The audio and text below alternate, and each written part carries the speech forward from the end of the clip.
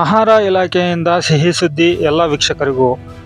ಯಾರೆಲ್ಲ ರೇಷನ್ ಕಾರ್ಡಿಗೆ ಅರ್ಜಿಯನ್ನು ಸಲ್ಲಿಸಬೇಕು, ಹೊಸ BPL ಕಾರ್ಡ್ ಆಗಿರ್ಬೋದು ಅಥವಾ APL ಕಾರ್ಡ್ ಆಗಿರ್ಬೋದು, ಹೊಸ ರೇಷನ್ ಕಾರ್ಡಿಗೆ ಅರ್ಜಿಯನ್ನು ಸಲ್ಲಿಸುವಂಥ ಒಂದು ಪ್ರಕ್ರಿಯೆ ಪ್ರಾರಂಭವಾಗುತ್ತದೆ.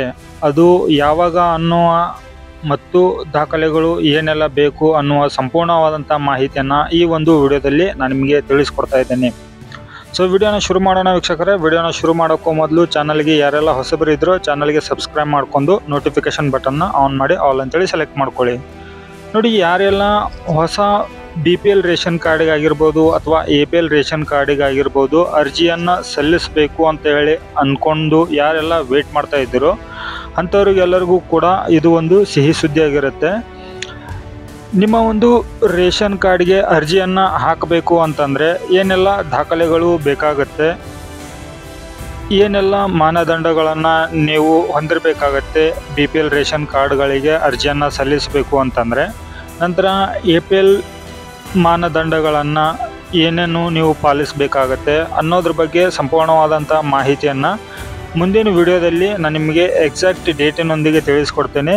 ಜೊತೆಗೆ ಈ ಒಂದು ವಿಡಿಯೋದಲ್ಲಿ ನಿಮಗೆ ವಿತ್ ಪ್ರೂಫ್ ಸಮೇತ ರೇಷನ್ ಕಾರ್ಡಿಗೆ ಅರ್ಜಿಯನ್ನು ಯಾವಾಗ ಸಲ್ಲಿಸಲಿಕ್ಕೆ ಶುರುವಾಗುತ್ತೆ ಅಂತ ಅನ್ನೋದ್ರ ಬಗ್ಗೆ ಆಹಾರ ಇಲಾಖೆಯ ಹಾಗೂ ಆಹಾರ ಸಚಿವರಾದಂಥ KH ಮುನಿಯಪ್ಪ ಅವರು ತಮ್ಮ ಒಂದು ಲೇಟೆಸ್ಟ್ ಅಪ್ಡೇಟನ್ನು ಈ ಒಂದು ವಿಡಿಯೋದಲ್ಲಿ ಕೊಟ್ಟಿದ್ದಾರೆ. ಆ ಒಂದು ಪ್ರೂಫನ್ನು ನಾನು ನಿಮಗೆ ಕೊನೆಯಲ್ಲಿ ತೋರಿಸ್ತಾ ಇದ್ದೇನೆ. ಅದನ್ನು ನೀವು ನೋಡಿಬಿಟ್ಟು ನಿಮ್ಮ ಎಲ್ಲ ದಾಖಲೆಗಳನ್ನು ರೆಡಿಯಾಗಿಟ್ಕೊಳ್ಳಿ.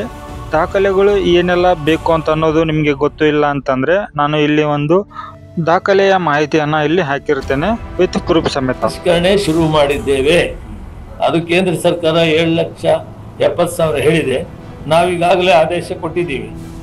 BPL ಅಲ್ಲಿ ಎಷ್ಟು ಜನ ಅನರ್ಹರಿದ್ದಾರೆ, APL ಇದ್ದಾರೆ, ಅದನ್ನು ಆದಷ್ಟು ಬೇಗ ಮಾಡಬೇಕು ಅಂತ ಪ್ರಕ್ರಿಯೆ ಶುರುವಾಗಿದೆ.